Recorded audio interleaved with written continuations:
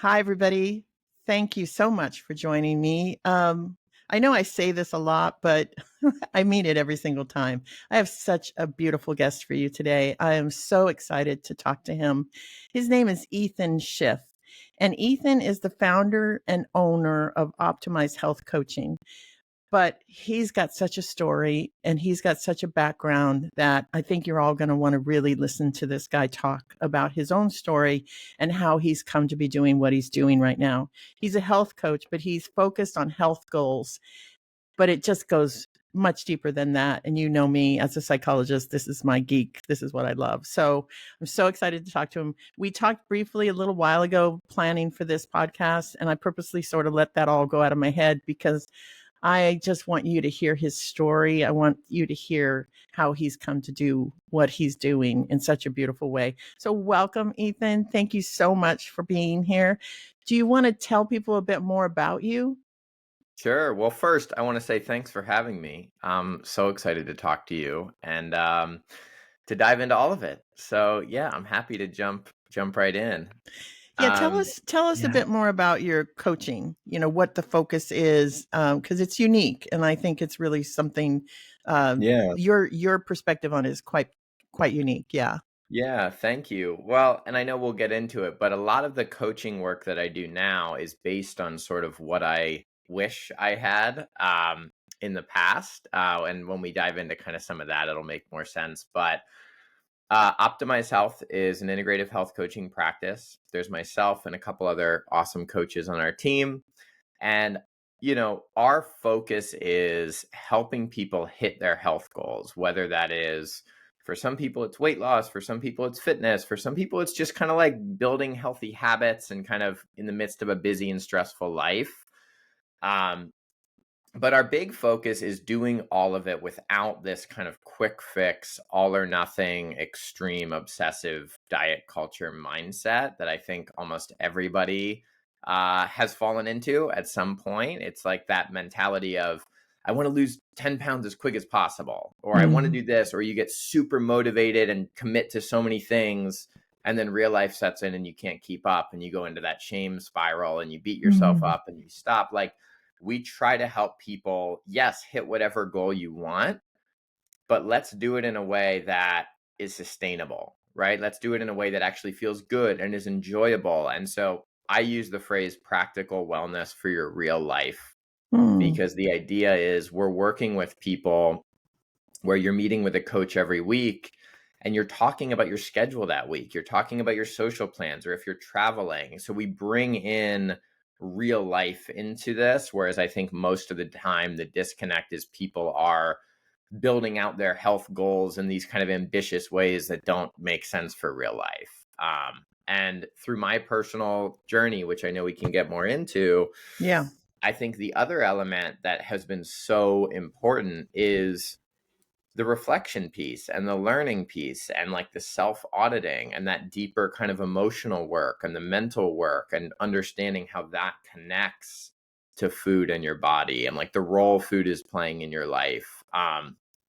And that can be widely different depending on the person, but a huge part of that kind of deeper, more sustainable piece of the work is that piece. It's understanding, stress eating and emotional eating and body image issues and how all of that plays in to food and exercise and sleep and stress and hydration and everything else. So I'm very proud of it. And luckily, we've been able to work with people all over the country and help people of all backgrounds. So, yeah.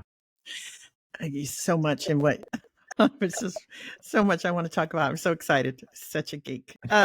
So yeah, so this is, right in my wheelhouse. I love this so much because I think we all can be victim to that quick fix sort of societal thing and the pressures of with social media and all of that now even worse where we're comparing ourselves every time we look at anything, we're comparing ourselves to unrealistic goals and all of that.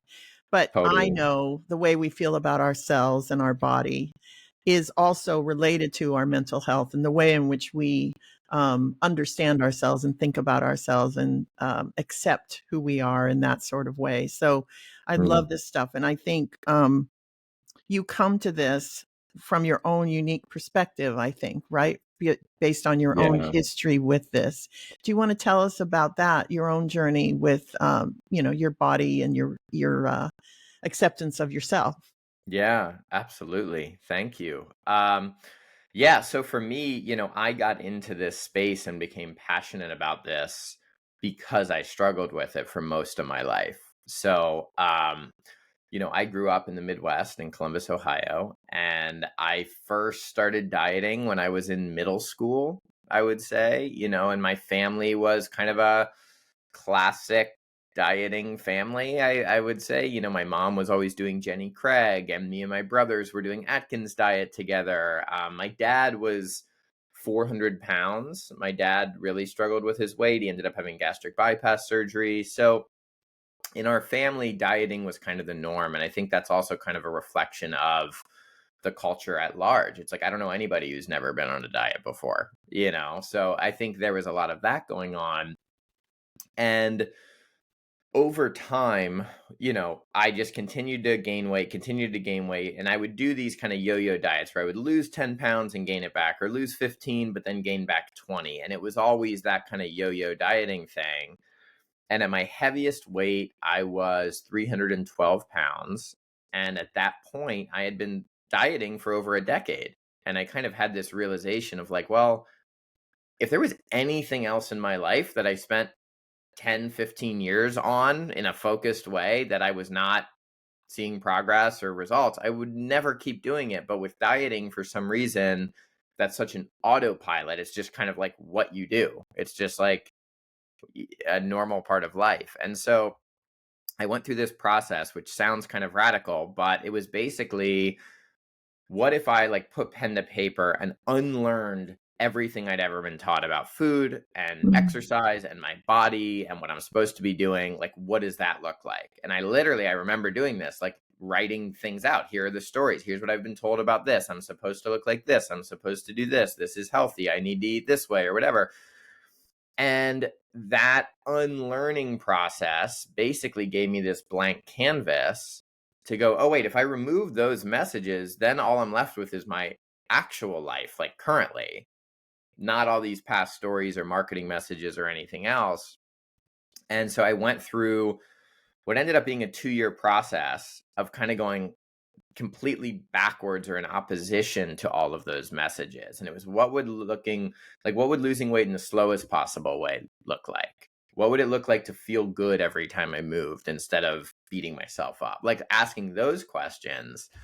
And I ended up losing 130 pounds. It was about a 2-year process, and it was very methodical and very slow and very intentional. And I had a whole system to it, which now is a big part of my coaching practice is, basically building 1 to 2 habits at a time, and then reflection and auditing and seeing how I'm feeling. And so after that process, or kind of through that process, at the time I was living in Los Angeles, I actually owned a music talent management company. So representing artists and musicians. And it was very flashy in all of the ways. And it was like LA, talent management company. And through this process, I actually just became so passionate about health and wellness that I was like, I want to help other people figure this out. And so I went and became certified as an integrative health coach.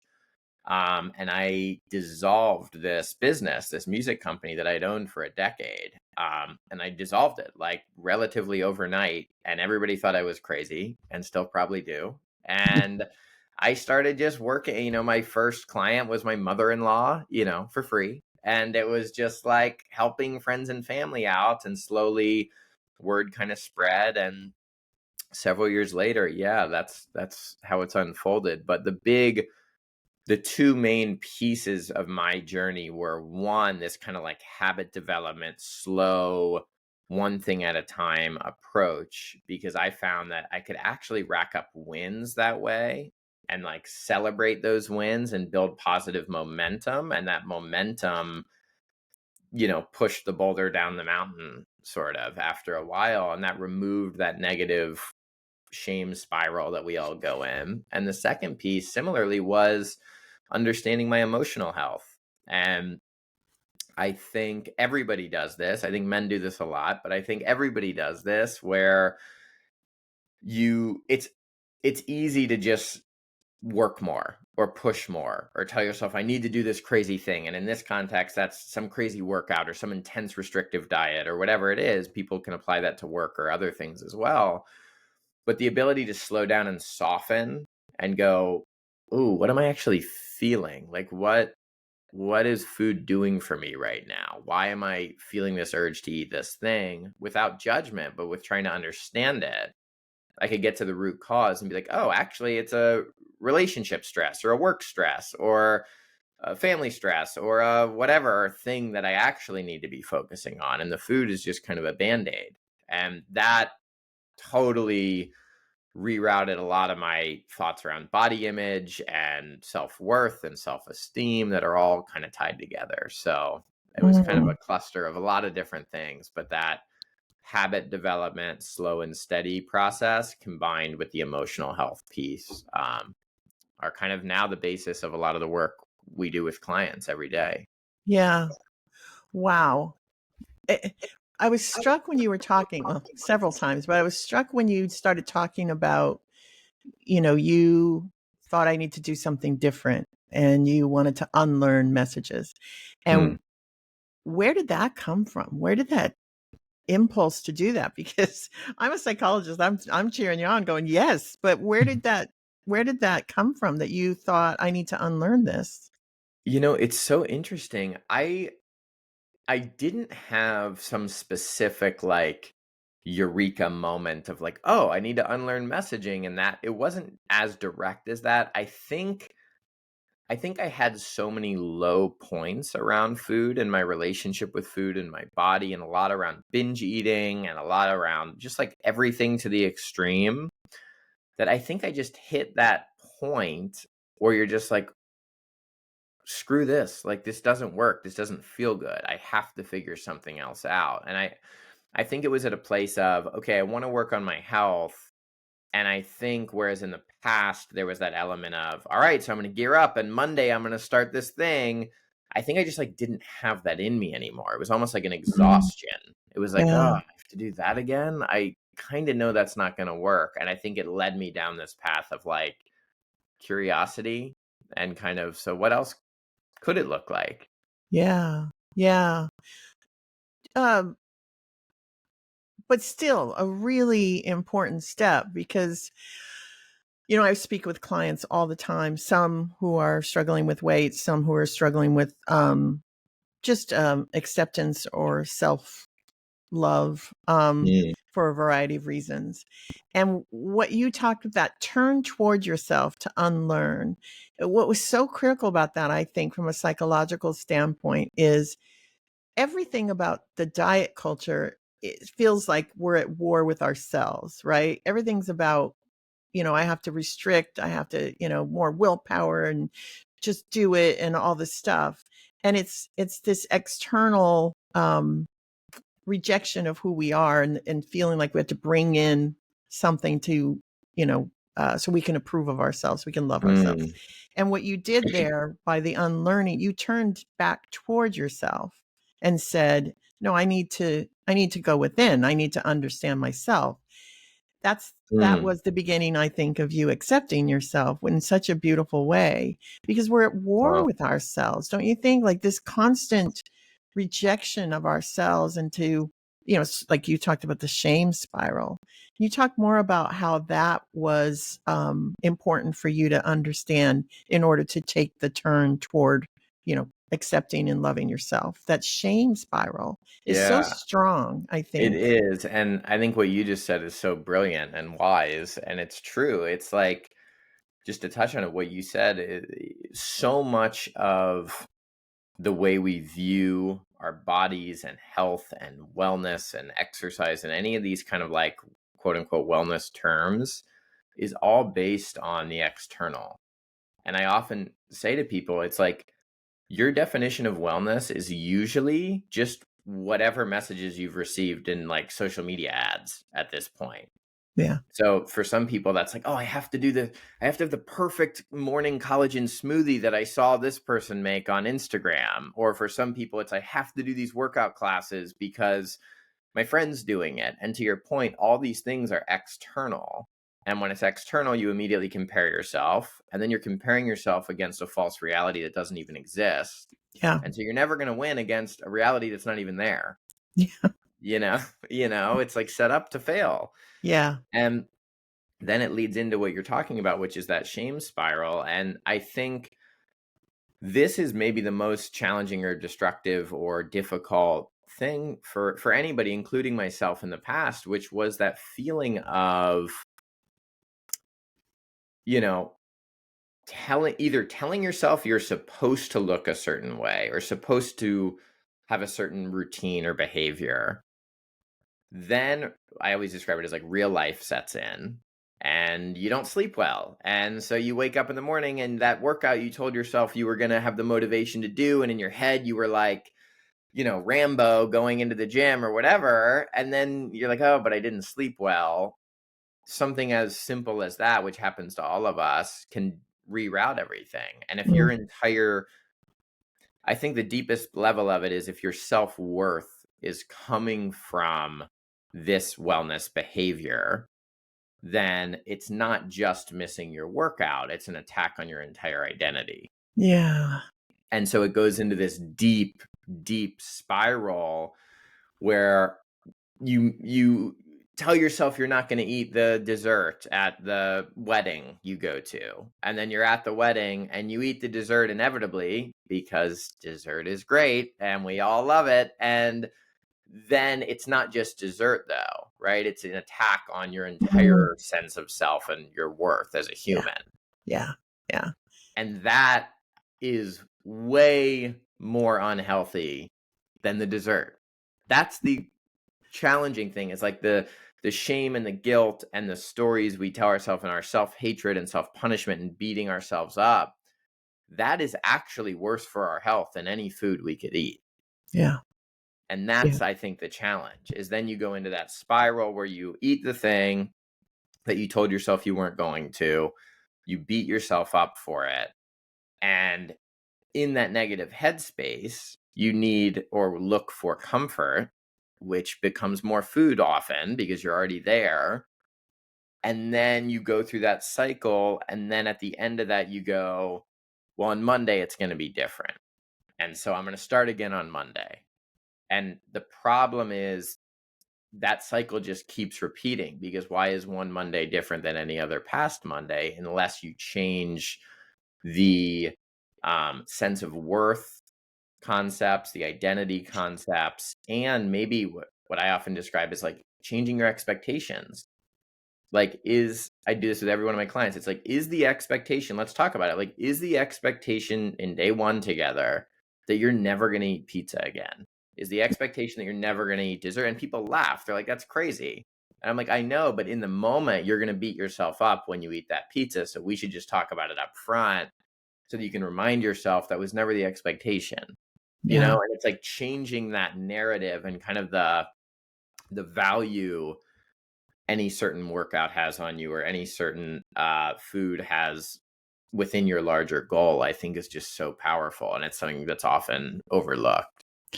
Yeah. I think mostly overlooked, right? And it's just, it turns into, the surface. It turns into how we look, how much we weigh, what size we are, or any of that. You said after you unlearned or you sat down and started to do that work, that the weight loss for you, the weight loss journey, and I know it wasn't just about weight loss, but you Yeah. did lose 100, how much? 130. Yeah. 130 It's a pounds. lot. So, Yeah. yeah. So people might be listening right now who are themselves, thinking about that or wanting to imagine themselves able to lose that weight. Yeah. Um, so you talked about this slow intention, and I love the word intention. I think it's so beautifully linked to our self worth because it's a matter of reflecting. What am I doing this for? Why am I doing this? And you said you right off the bat, you set expectations with people, which I think is so brilliant. Hmm. So you said you did it with intention. So how does that show up? How does that show up in the process of doing it with intention? Yeah, that's a great question. What that looked like for me in that process was, um, it was essentially, I actually had we can go through it, like a system to it that I used, which was saying, um, I would pick, and I know this sounds very methodical, but I promise it works. I would pick 1 to 2 habits a month, and I would say to myself, I'm gonna just work on these 1 to 2 things. It was usually two, sometimes one. Let's say 2 habits a month, and that's it. And I'm going to crush it with these 2 habits. I'm not going to worry about all the other things I could be doing. I'm just going to make sure these 2 things kind of stick 30 days from now. And I would also intentionally pick habits that I felt confident I could do. It wasn't, I'm going to run a marathon by the end of the month. It was, I'm going to go on a walk. The first habit I ever worked on was, I'm going to go on a walk every morning. So that's a perfect example where it's like, I know I can do that. I'm not setting a specific distance or time. I'm going to go outside and walk. I don't really care how long it is or whatever. It's more about the habit of doing it. So that was the first one. And so it would be basically picking 2 habits like that per month. And then at the end of the month, I would kind of audit myself. All right, how's it going?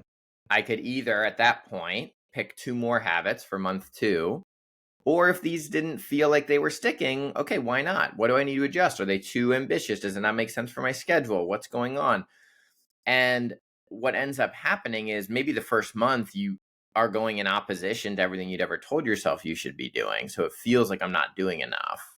But in reality, you're actually doing more than you ever have because you're really changing your habits and behavior. And so if that plays out for a year, you have 24 new habits. You're like a superhero. Mm, But in each individual month, it feels doable and achievable and attainable. And there's a phrase I love, which says that we overestimate what we can do in a month and underestimate what we can do in a year. And I think mm, this is like exactly what that is, where it's like 2 things in a month, I can do that. But over time, the hidden side effect that I'm not saying that happens when people approach it this way is, even though you're focusing on those 2 things, everything else automatically starts to elevate. Because if you go and you go out in the morning and go on a 30-minute walk, and that's not something you're used to doing, you're proud of yourself and you feel good. And without even saying it or thinking about it, your eating's probably going to be a little better that day. You're probably going to drink a little more water. You're probably going to eat a little less of something else or get better. Like all these little intangibles start to pop up without you focusing on it. right. And as you build that momentum, maybe several months later, that 30-minute walk is an hour walk or a 30-minute run or doing strength training or whatever that is. And the positive momentum just continues to build. And so it's like you have this system that can help anchor you into like, wait, ignore everything else. This is what I'm doing. It's just these 2 things. And you have this sort of, I describe it as like surprising yourself. You're like, oh, I can go on a run. I never thought I could run, or whatever that is. And all of a sudden, that momentum does the work for you. And it becomes like a fun, I don't know if fun's the right word, but it can be a fun, um, you know what I would say? Instead of fun, I would say it's inspiring. You can inspire yourself instead of needing to look at somebody else. You can be inspired by yourself. And that Mm. becomes this challenge, this thing you're in. It's like a game all of a sudden. Oh my God. So the intentional habit. Yeah. Do you add and subtract? Are there habits you're trying to not do, or is it all adding? Yeah, so yeah, it could be either direction. So one would be adding in, like in that case, a walk. But for me, for example, um I like beer. I enjoy beer. I drink alcohol. And at the time I was drinking more than I wanted to. So for example, it wasn't saying, okay, I'm never gonna have a beer again. It was saying, instead of having whatever number I was having, if I go out and have a beer, I'm gonna have one. instead of 3 or 4. So it removes that restriction, that all or nothing that would in the past have said, oh, I can't have alcohol, or I can't have caffeine, or I can't have whatever. I'm like, I love coffee. Coffee brings me more joy than anything. Why would I stop drinking coffee? You know what I mean? So it's a lot of that. Um, and what I used to do, actually, to a similar point, I'm a big coffee lover, and I'm also a big music lover. I like love music. So I would pick an album, and I would find a local coffee shop, and I would put on headphones and walk to that coffee shop, order a coffee, and walk back. And all that, if I'm taking something new and challenging, which at the time was going on long morning walks, but I'm pairing it with coffee and music, two of my favorite things, I look forward to that. And and you probably know this way better than anybody, but the association, the psychology of that was I started looking forward to these walks because it was associated with all these positive things, as opposed to in the past, exercise would have been, oh, I have to go on the elliptical at the gym, and what's wrong with me if I can't do this? And so, like, then I started to kind of look forward to it. Mm. You said something about inspiring yourself Mm. instead of comparing yourself to these external things that exist now so much in the world. Um, and my spidey sense went up. I love that Mm. because I was going to ask you about a lot of times we hear in the whole diet culture about willpower. And that's, to me, that's that path toward the spiral of shame because, oh, I don't have, people say it to me, I don't have the willpower. I thought I did, but I don't. And you just described that, I'm going to do it tomorrow. And then you wake up feeling tired. I think I did that a couple of days ago. I'm going to ride the Peloton. Yeah. Oh, I think I'll do it tomorrow. And there was just, this, it's sitting there taunting me, which it's not. It's not at all. It's just sitting there like it always sits there. But in my mind, I did that. Oh, I can do it tomorrow. I'm feeling a little tired today, giving myself the out. So Yeah. where's willpower like This fall is, in all of this? yeah. Bonnie, you're the best. This is the best question. I love it. And I love it because that is so spot on. It's people, it's the willpower. So I often say, and I have a podcast and I end every episode with this, which is, instead of relying on discipline or willpower in an unhealthy environment, go create the healthy environment. And I think that's exactly what it is. It's like willpower isn't real. Like, it's not a real thing. It's just kind of made up. Like, we're told we're supposed to have willpower to go do something. And it's like, well, that's not true. And also, the reality is you're not always going to have willpower. So if willpower is the thing you're relying on for a health journey, and we all know the most important piece of any health journey is consistency, not perfection, just consistency in the right direction.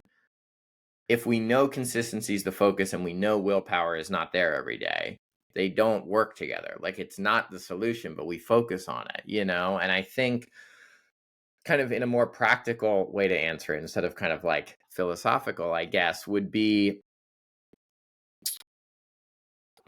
when you don't feel like it, for example, I would go, all right, there's a few routes here. Option A is we can push through, look for motivation, look for some sort of, start. Just start. And if it's 5 minutes today instead of half an hour, that's totally fine. I often find the hardest part is starting. And like, once you're there, you're actually kind of like, oh, I actually remember that I enjoy this. It's like, I love, there's a saying I also always use, which is, the heaviest weight in the gym is the front door, which is Mm. true. It's like, getting there is the hardest part. So if you wake up and you don't feel the willpower to do the Peloton today, one option is like, I just have to start. Let me just start. And if I want to stop after 2 minutes, that's totally fine. But 9 out of 10 times, if you start, you're not going to want to stop after 2 minutes.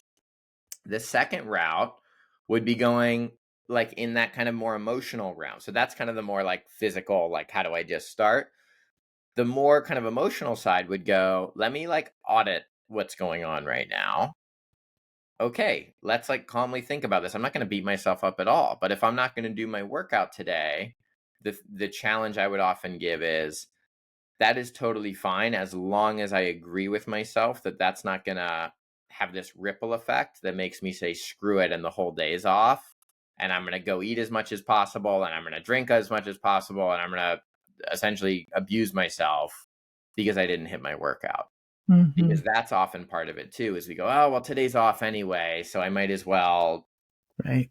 do blank, blank, or blank. So I'll like calmly, I mean, literally this morning, actually, before recording this, I was going to go to the gym. I woke up tired and I literally went through this myself. I was like, my first thought is, oh, I'm annoyed with myself. I really wanted to work out. And then I'm like, actually, I'm going to go on a walk and I'm going to have a coffee and I'm going to have a great conversation with Bonnie and I'm going to like, my day's fine. It's like almost like bringing down the intensity. So Yeah. when willpower's there, beautiful, we'll take it, but we can't rely on it. And we have to, when it's not there, or like I was saying, when real life shows up, we have to remember that, oh yeah, willpower wasn't the fuel source we wanted anyway. It's actually that kind of like self-auditing. And I'm not a piece of shit because willpower didn't show up this morning, I think, right? Totally. Yeah. Yes, exactly. And it's again, the expectation, right? Was the expectation that you were going to wake up feeling like, a superhero every single day? Like, of course not. And so when Yeah. that doesn't happen, instead of being like, well, I on Instagram, I saw this person who I don't know, who's clearly not even like, that's not even the real version of themselves. They've been edited and they're doing this workout. It's like, what are you talking about? Like, who cares what some random stranger in whatever place is doing today, So it's that auditing. And I think a big piece, again, which goes into this like self-sabotage, maybe self-hatred space, is Yeah. like, I missed my workout, I'm a piece of shit, fuck it, I'm gonna go eat blank, blank, and blank for breakfast, this whole day's off anyway, screw it. Oh, and it's Thursday, well, it's almost the weekend, I always do bad on the weekends anyway, so I'm gonna binge as much as possible over the weekend, and I'm gonna be so mad at myself by Sunday night that I crush it on Monday. Yeah. And Are you that's in the you spiral. in my head, Ethan? Are And you in that's my head? it's my own, I always say I only know this because I've been there, Yeah. and it's like Yeah. I've been there a million times. So, Yeah. the flip side of that is going, oh yeah. And also I told myself up front, like the agreement was, I knew I wasn't going to always have willpower.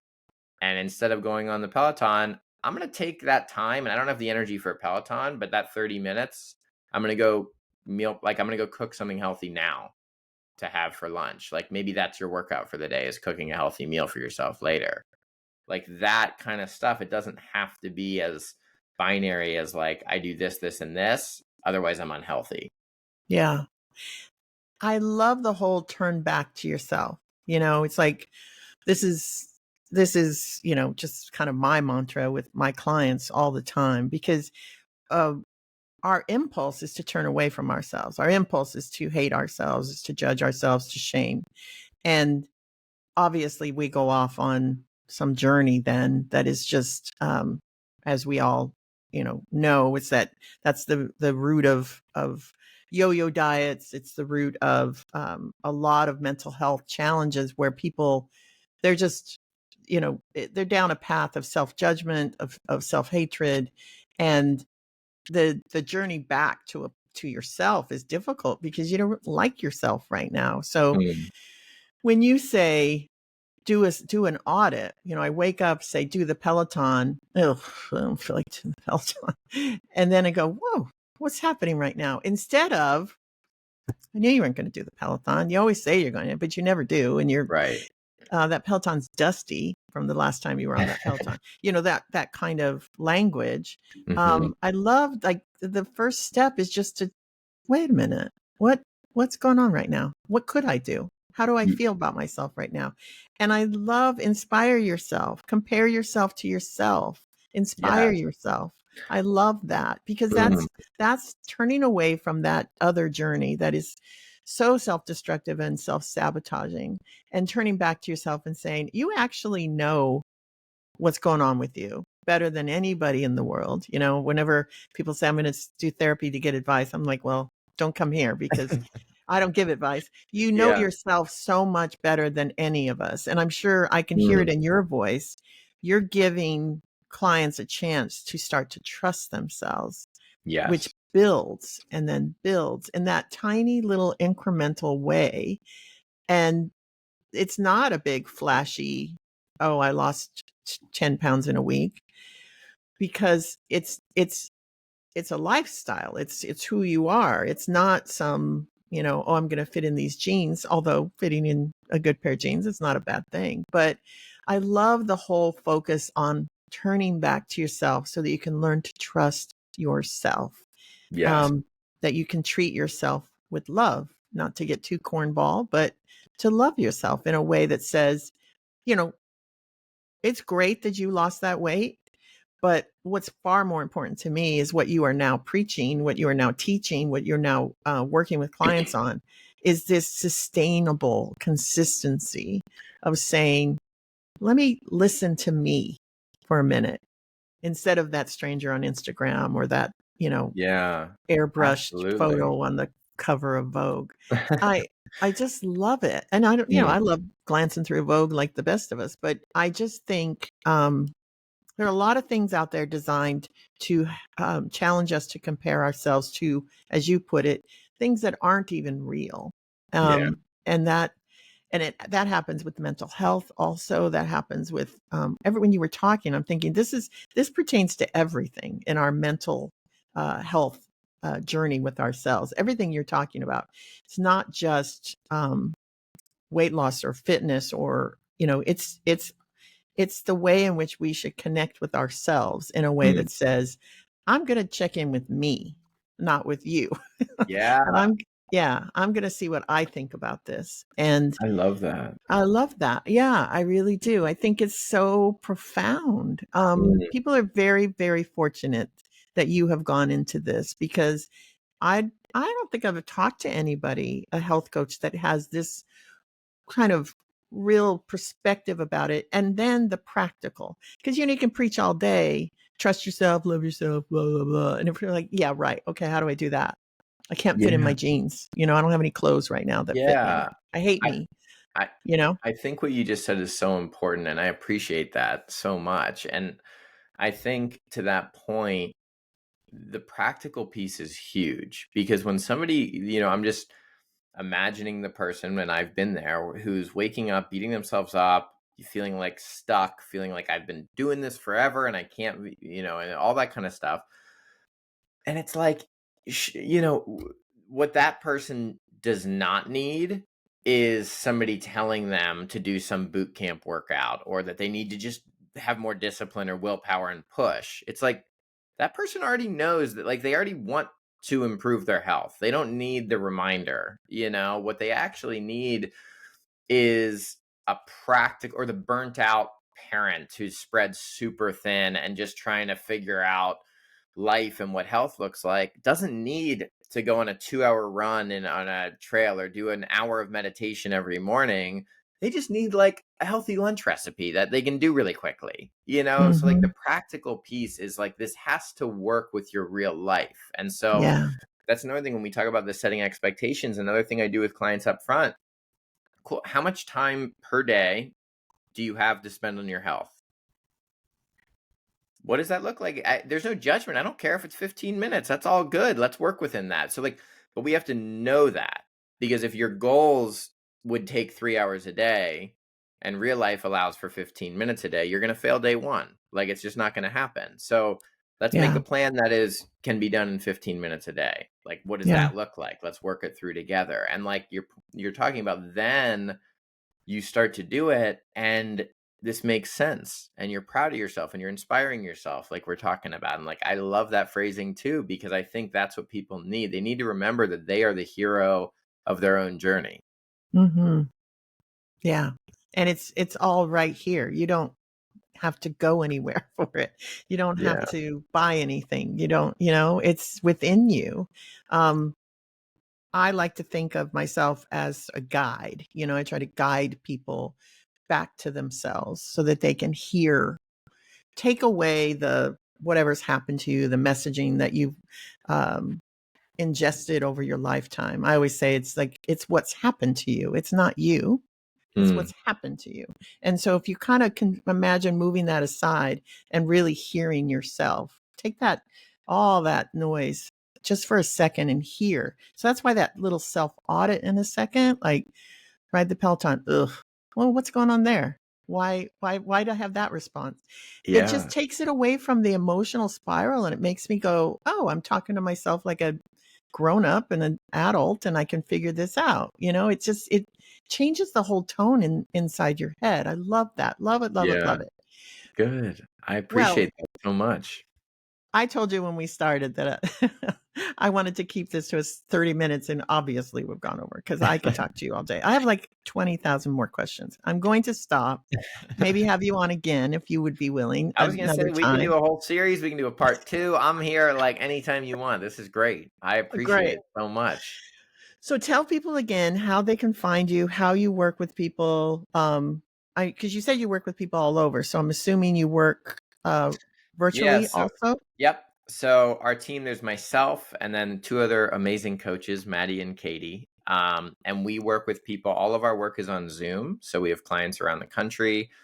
And the way, for anybody interested, you can visit optimizedhealthcoaching.com. There's info on us there. We do free consultations. There's just a button you press and put in your info, and we'll schedule a consultation. And then based on a person's specific journey, background, goals, they're paired with whichever coach on our team makes sense or is the best fit. And the way we structure it is almost like therapy, actually, where people, it's weekly sessions, again, on Zoom. And in that, we're talking about how the past week went, what's coming up ahead for the person. And every single week, our clients receive a health plan that's emailed to them after each session with nutrition, fitness, whatever else we're working through for that specific week. So every week, your health plan's evolving to your real life. So that's kind of how it works. And if anybody's curious, optimizehealthcoaching.com. And then the only other thing I'd say is I also have a podcast that's called the True Health Podcast. And it's weekly episodes, just giving like practical health tips across a variety of topics, but all relating to kind of health and well-being. Fantastic.